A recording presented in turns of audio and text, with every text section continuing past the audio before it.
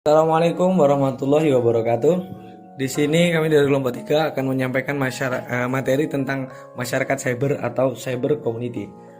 Materi yang pertama yakni masyarakat global dan pembentukan cyber community. Ketika penemuan teknologi informasi berkembang dalam skala massal, maka teknologi itu telah mengubah bentuk masyarakat manusia dari masyarakat dunia lokal menjadi masyarakat dunia global.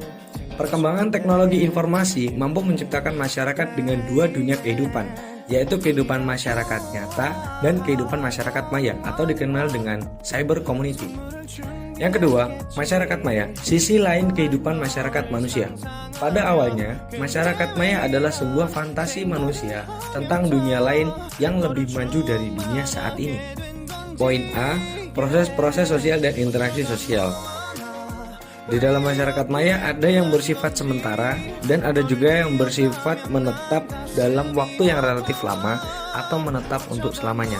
Sebagai contoh, yang pertama, proses dan interaksi sosial yang berlangsung sementara, yakni terjadi pada masyarakat yang ingin sekedar jalan-jalan dan bermain di dunia maya dengan browsing, chatting, atau sekedar searching lalu kemudian meninggalkannya.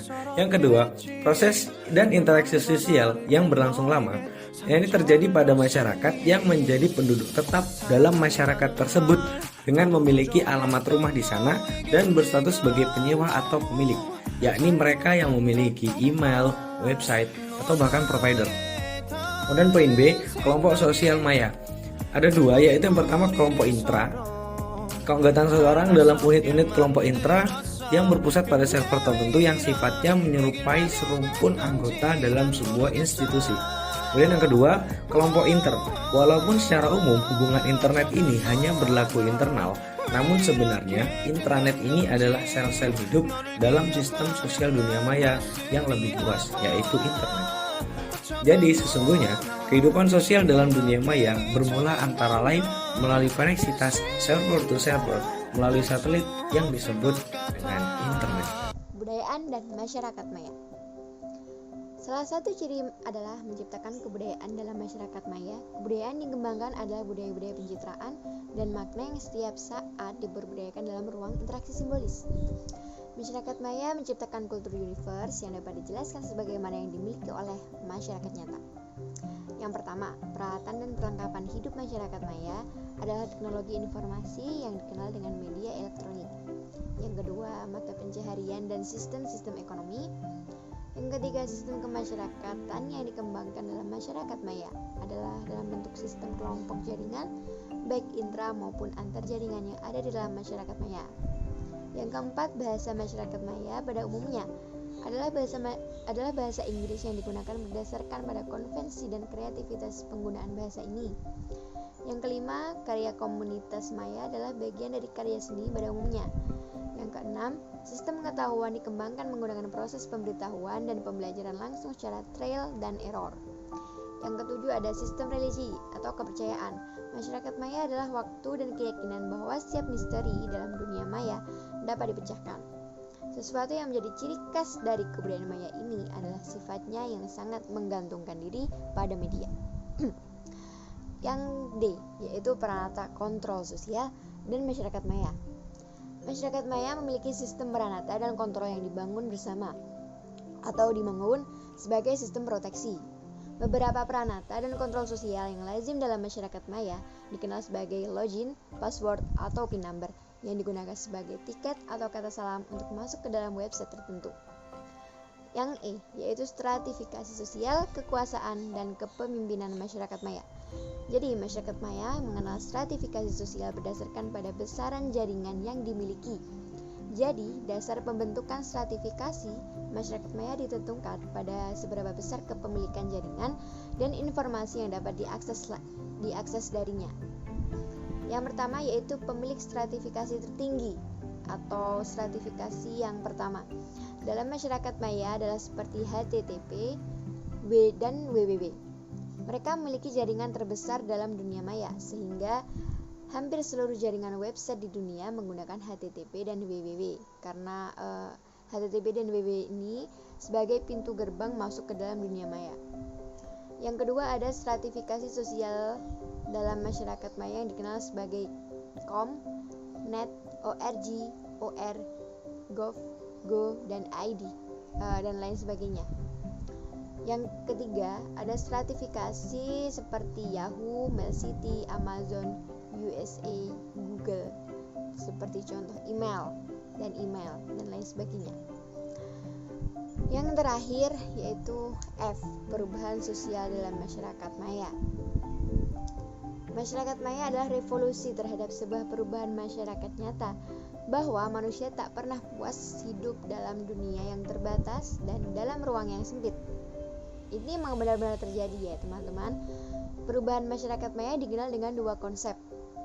Yang pertama adalah perubahan fisikal yang ada dalam mesin komputer, di mana perubahan ini akan mempengaruhi kemampuan dan kesepakatan bekerja mesin-mesin itu, sehingga ikut mempengaruhi gagasan-gagasan masyarakat untuk memanfaatkan kemampuan komputer itu atau kemampuan komputer yang baru itu diciptakan untuk mempengaruhi keinginan masyarakat.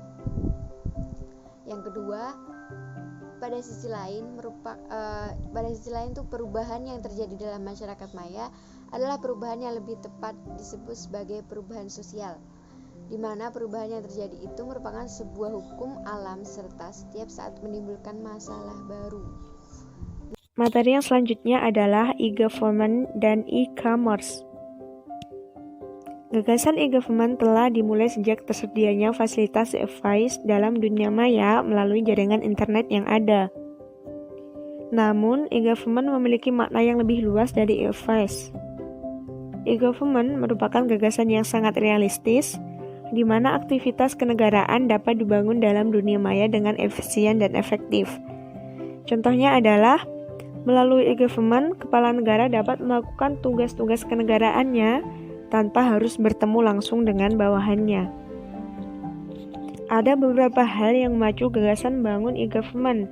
Di antaranya adalah kemampuan teknologi internet dalam membangun jaringan intra maupun antar server, baik dalam lokal sebuah perusahaan maupun server yang dikoneksikan antar perusahaan.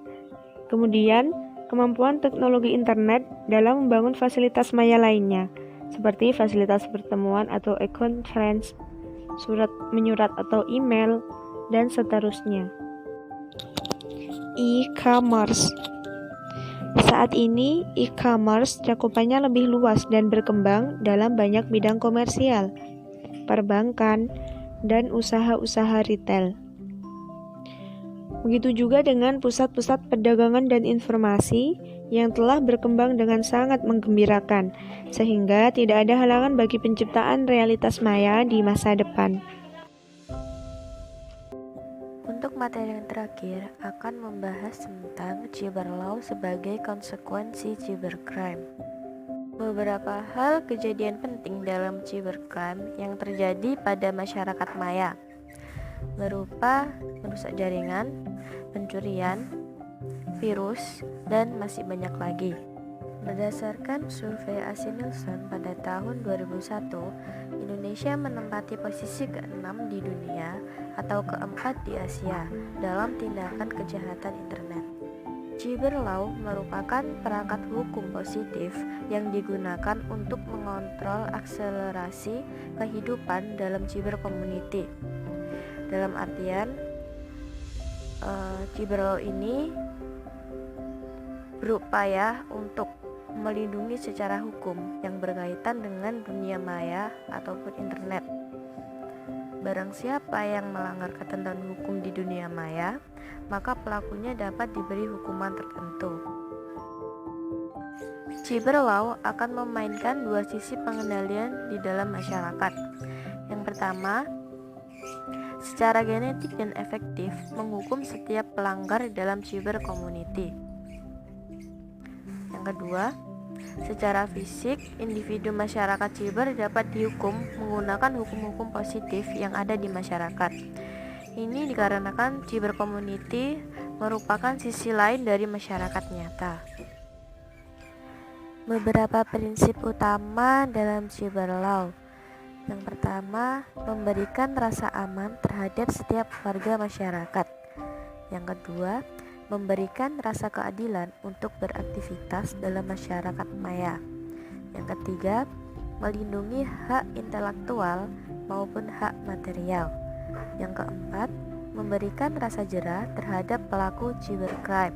Dan yang terakhir, dapat dilaksanakan oleh masyarakat baik dalam cyber community maupun dalam masyarakat nyata.